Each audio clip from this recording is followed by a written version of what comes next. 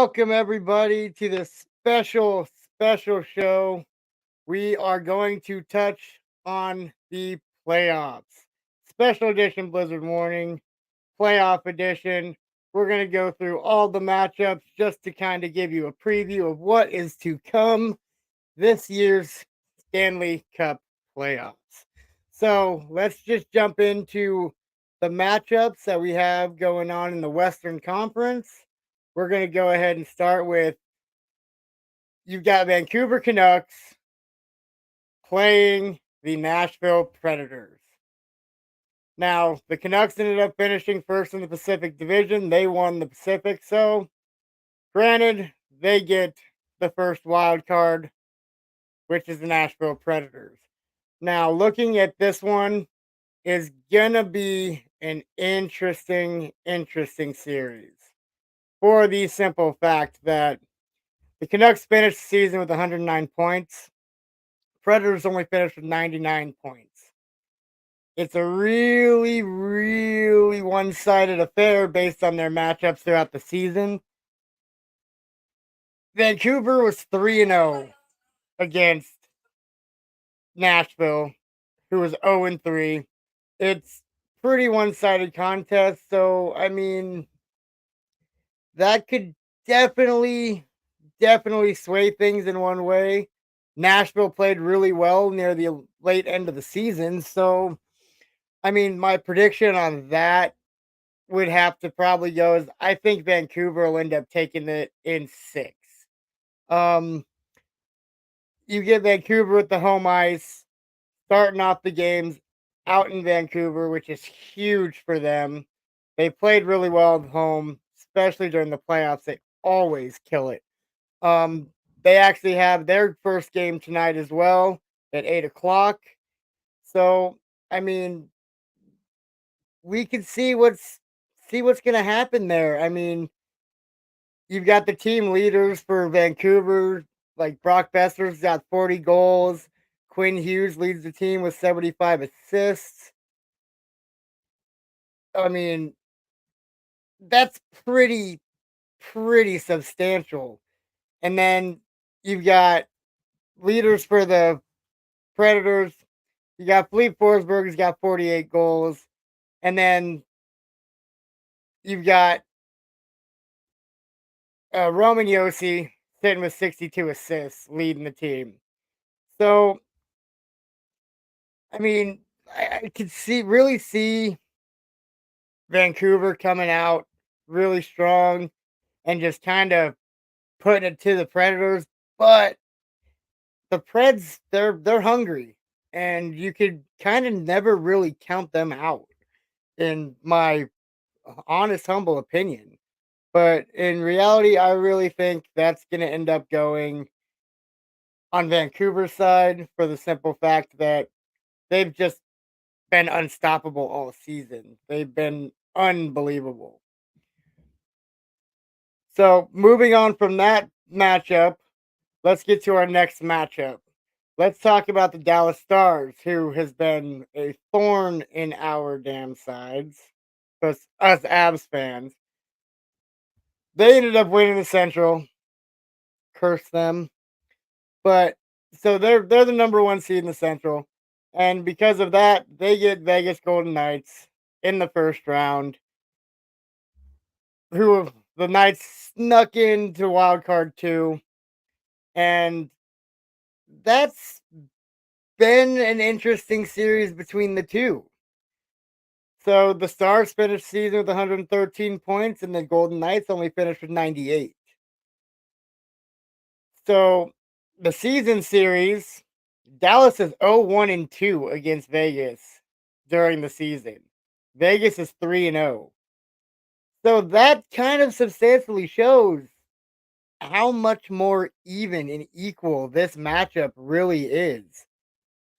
I I don't know. Like it's gonna be that's gonna be the series to watch, in my opinion, out of the Western Conference. Is there's rumors of Mark Stone coming back off of IR and starting up in their first game, which happens to be on Monday at 7:30. So and starting out in Dallas, like, let's see how well Vegas can actually play on the road. They did not have a very stellar road record.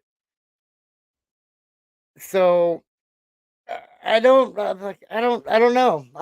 I don't really know how I'd want to go with this. Like I could say this series goes 7 or I one team's just going to end up completely annihilating the other. Like it could go 5 games Dallas's way, it could go 5 games Vegas's way. But me personally, I think Dallas takes this series in 6, and that's like that's my honest opinion there, and, like, I don't know any other way to kinda think that is gonna be any different than Dallas in 6 because they had a really, really strong showing in the late part of the season, which really helped catapult them to the number 1 Western Conference spot and catapult them all the way up to winning the Central Division, and they're just they're a problem. They're a good, quality, strong team.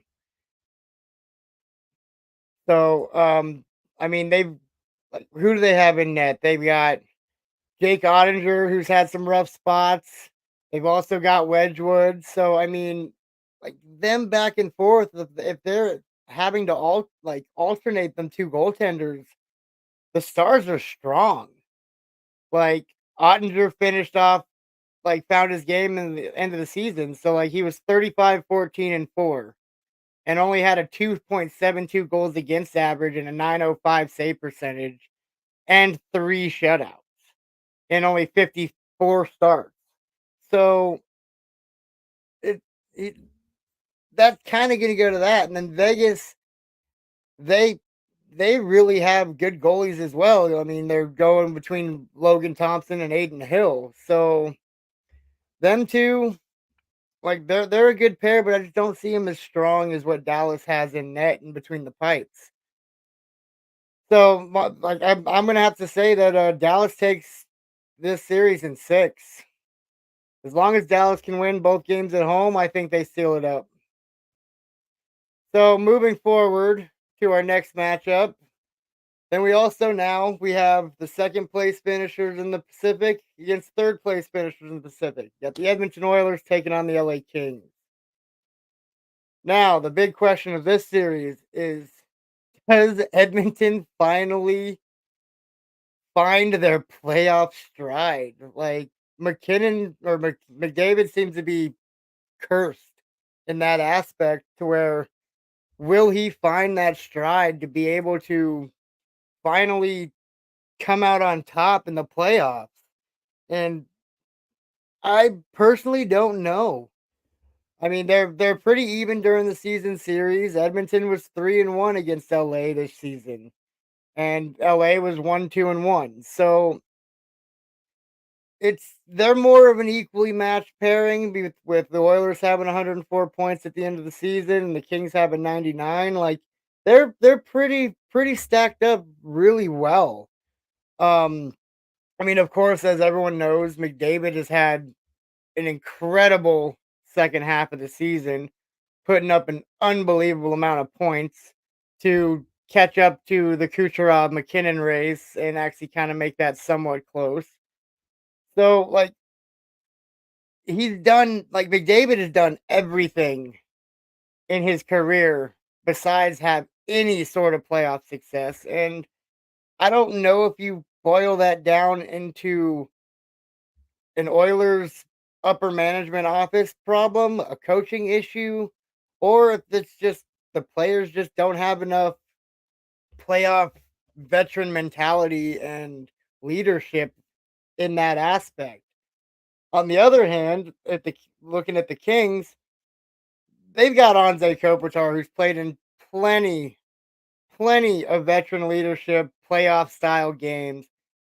He is a he's a force to be reckoned with, in my opinion. Like he's he knows what's to do. Like he's had a 70-point season. He's got 26 goals, 44 assists, and like like I was saying, he's a veteran guy. He's in his 18th NHL season. So can Kopitar take the young Kings team and put him on his back and actually make a run at it? Absolutely. I absolutely think so. And then in net with them, with the Oilers, they have Jack Stuart Skinner and Jack Campbell. And I mean, like Stuart Skinner's good, but he's hit and miss. Like some games he's basically Swiss cheese, and some games he's a brick wall. It just kind of all depends on his mentality going into the game. And with them actually playing in Edmonton, that's going to be a huge factor for Edmonton to use that home ice advantage and actually really grasp and take control of the series. Because as I've always said, like home ice is huge in the NHL playoffs. And another big factor in any of these series that are going on is the game one is always going to be your Stanley Cup playoff tone setter. Like for every series, like your first game against the team you're matched up with is always going to be that big deciding factor of momentum going forward and sets the tone of how you're going to play. And if you show any sort of weakness on the ice, you're going to have it exploited and it's going to end up biting you in the ass in the long run. Hence why, like, a lot of people always say that the NHL playoffs are one of the, if not the hardest championships to go through in playoff series because each series is 7 games. You have to win 16 games in order to hoist Lord Stanley. So, it's gonna be a grueling battle. And, like, so back as I was saying, like, with the goaltending situation, for the Kings, they've got Cam Talbot and David Riddick, which are also 2 quality goaltenders, but it's a matter of if they can find their game or not. So for this series, I think I'm gonna have to go. This is probably gonna be an unpopular take, but I think LA wins this one in 7. I think the Kings knock out the Oilers in 7 games. It's I, I don't know, like just LA just seems to be trending in the right direction after they had a horrendous few seasons in a rebuild phase, and now they're trending in the right direction. And I think Edmonton themselves, they only have really their big stars are McDavid and Draisaitl, and you can't expect to win playoff rounds and playoff series with just 2 players producing. And the LA Kings have come together as a whole, and like most of that team is producing. So I think it's gonna be a tight series, but like I think it really goes down to LA wins it in 7. Now to the one we all want to talk about. The Avalanche against the Jets. Jets finished ahead of us in the Central, and it just was not a pretty end. Was not at all a pretty end of our season. We we were 2-4 in our last 6. And the only team we ended up beating in that 6-game span was Minnesota Wild, which is always good to see. But the Jets finished off the season with 110 points, just behind the Stars with 113, and then the Avs we finished with 107. And now here's the one thing that I really want to get into is the fact that we lost our home ice advantage in the first round. Winnipeg, so we start tonight at 5 o'clock in Winnipeg for game one. And a lot of people are nervous, and as am I, because if you look at the season series between us, we have not played well against them at all. Our big issue is we've lost all 3 games against them. We just could not seem to find any sort of chemistry or we had or lack thereof, no offensive production. We've been outscored by them in those 3 games, 17 goals to our lack of 4. Absolutely unbelievable, which makes a lot of us Avs fans really nervous. And I think a lot of that stems down to is we have not had the greatest of goaltending. So in order for us to like really take hold of this series is we need the goaltenders to show up. Like if we don't have the goaltenders show up, hello on the first round exit. And I really don't want to see that. So as long as we can actually keep our point production up and keep putting pucks in the back of the net, our goaltending stands strong. Our big issue is Georgie. I mean, he had over a 3 goal a game average, and his save percentage was only like 850 roughly. And it's just it's not acceptable, and that's not going to get you far into that's not going to get you far into the playoffs. So, I mean, if we can actually do those things and get that fire and that passion back in our eyes, I believe we could actually pull it out. In reality, we have to play the first 2 games in Winnipeg. Well, with the first 2 games in Winnipeg, we have to at least steal 1 game in Winnipeg. If we can steal 1 game in Winnipeg, we come back home, who we also have the best home record in the league this year. We take 1 game in Winnipeg. We come back here, series tied 1-1. We could win both games here. That would give us a 3-1 series lead coming back or going back to Winnipeg. And we could close it out in 5, but I believe we end up coming back here, and I think the Avs, if we can steal 1 game on these first 2 games, I believe we can win this series in 6. I really believe that.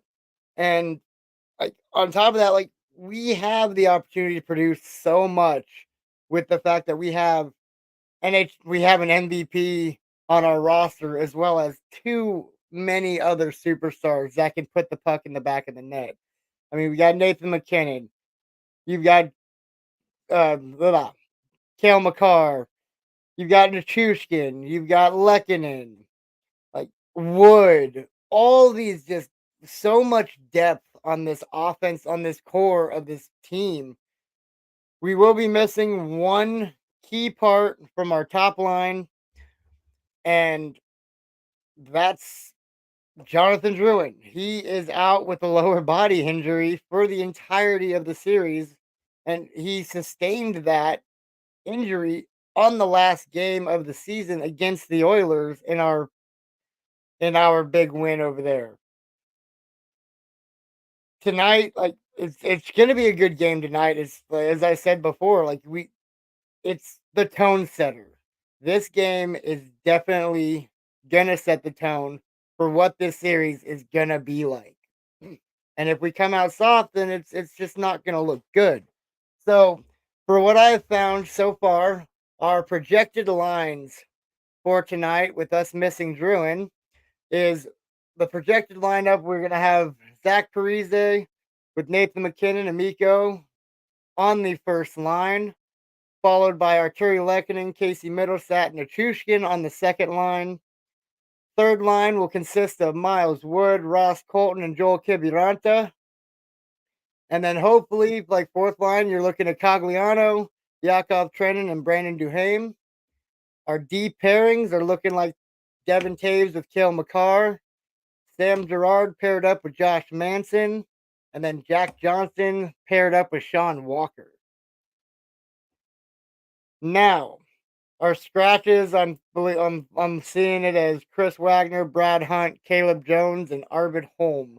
Whom Holm is the goaltender we just called up from the Eagles, but we have him as our e-bug for tonight, which is our emergency backup. I believe it has not been announced yet on who will be starting in between the pipes, but based on practice reports,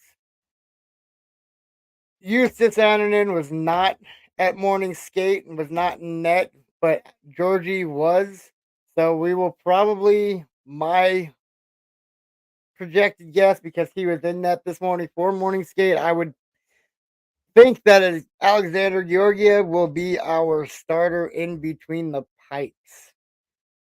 And my own personal opinion, I think that's the wrong move. I honestly, with how he played late into the season, I personally hope that just before the game that it's announced that Annanen's starting because I believe he actually earned his spot in between the pipes to start off this playoff series. Like you have to have your good quality, like your goaltender that's actually stopping pucks in net. And Georgie, as of late, he's been Swiss cheese. Is in short, he's just not looked good. Like, let's see, like he's just ah, it's frustrating to talk about. It really, really is. It's always gonna be a frustrating thing for us to talk about how Georgie's been playing, but it's just that's how it boils down. He's just not stopping the puck. He's not playing. It's like his mind isn't there. He's been getting showing a lot of frustration as of late, not really stopping the puck. Like I just there's just a lot about his game this season that I am just not okay with. Like he played in 63 games. He has 38 wins on the season, which is absolutely incredible. He leads the league in wins for a goaltender. But the big problem with that is just because he has a lot of wins doesn't mean he's been stopping the puck. I mean, throughout the season, he gave up 183 goals. 183 goals. I mean, ah, like his save percentage is a .897. His goals against average is a 3.02. Now, granted, Annunen hasn't played as much. He's only played in 14 games, and he's got a record of 8-4.